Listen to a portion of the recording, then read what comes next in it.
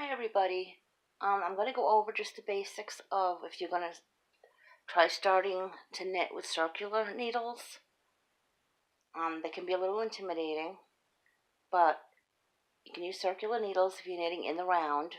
People use them for booties and sweaters and infinity scarves and things, but you could also use them to knit flat. If you don't have needles that are long enough, you can use the circular needles with the long cord. Now, don't be intimidated, because all you do is if you're knitting with them flat, just picture them as two separate needles. Now, I just finished this row, so what I'm going to do is just flip it around. Now, this needle is just holding my work. Just going to pretend this is the needle that just holds my work as usual. This is going to be my working needle. So, you push all your work down to this end. Now, this is where your long piece is connected to your ball of yarn. Slide it up on the needle. Take this one, make sure they're not connected, because if you start knitting both of these together, it's gonna be all a tube. You're gonna be knitting a tube. So make sure they're not connected at all. And then just start knitting as usual, like you would if you had just two straight needles. Now, when you pick your work up, if you're not sure where you left off,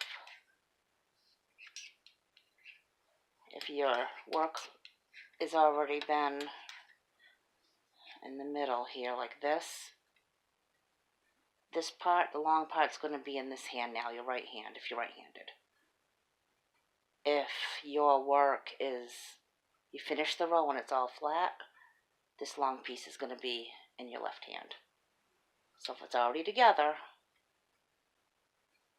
in your right hand, if it's flat and you finished a row, you'll do one stitch. It'll be start up here on your left, do one stitch, and then it will be in your right hand, and it will stay in your right hand until you're done the row. And that's it. This one's going to be another shawl, but I'm going to make a lot bigger shawl this time, with the thick. I'm making a couple light summery shawls because I wear sundresses. So those will be for that, but this one's going to be a winter one. So I have 4 different projects going on right now. So just don't be intimidated. Always make sure you have the space between what you're doing and where you've ended off. If there's no space between them, then you're knitting together and that's not going to come out. So that's that for that. Have a good day.